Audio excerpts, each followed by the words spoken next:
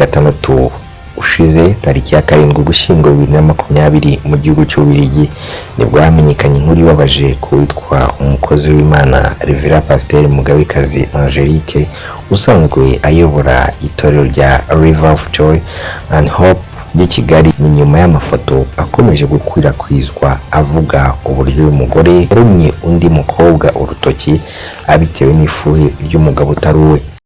Nuko biri kuvugwa ko yaba yarakoze bitari bikwiye nk'umukozi w'Imana. By'akarusho umushumba w'itorero ubona akwiye gufatirwaho urugero rwiza ko ntama ayoboye.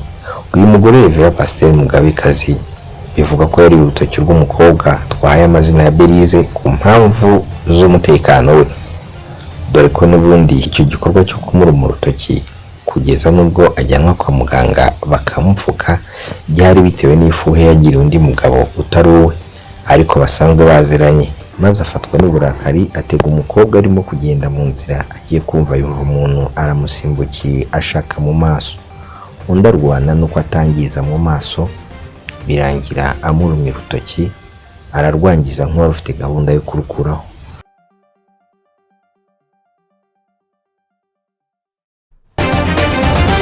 Ku ruhande rw'uyu mugore Rev Pasteur Mugabekazi Angelique yahakanye yivuye inyuma y'amakuru aho yanyujije ku rukuta rwe rwa Facebook agira ati Yesu ashimwe bavandimwe n'ukuri ndatunguye njyewe nta polisi iri kunshaka, nta kibazo mfite ni ibihuha, nta muntu narumye nta n'uwo dufitanye ikibazo, mvuye kwigisha bisanga gutya.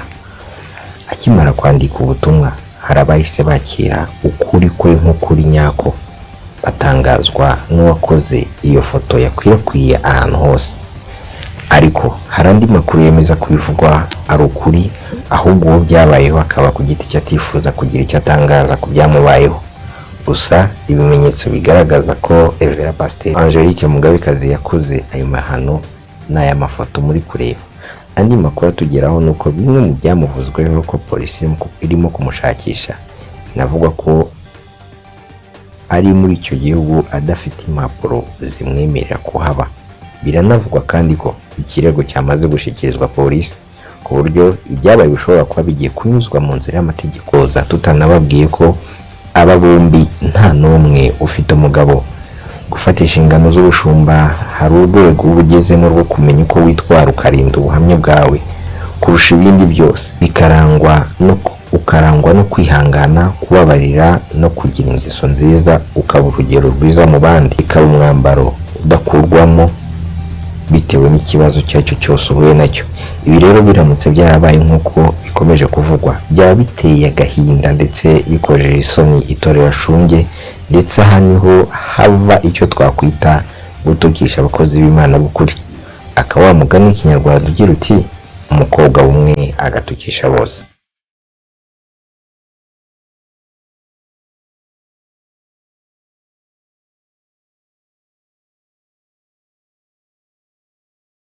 Reka tubashimire mu mwese mwari mudukurikiye, mbibutsa gukora subscribe wowe utarayikora, dukomeze tubane mu yandi makuru atandukanye ajyanye n'ayavugwa mu bakristo ndetse n'ayiyobokamana.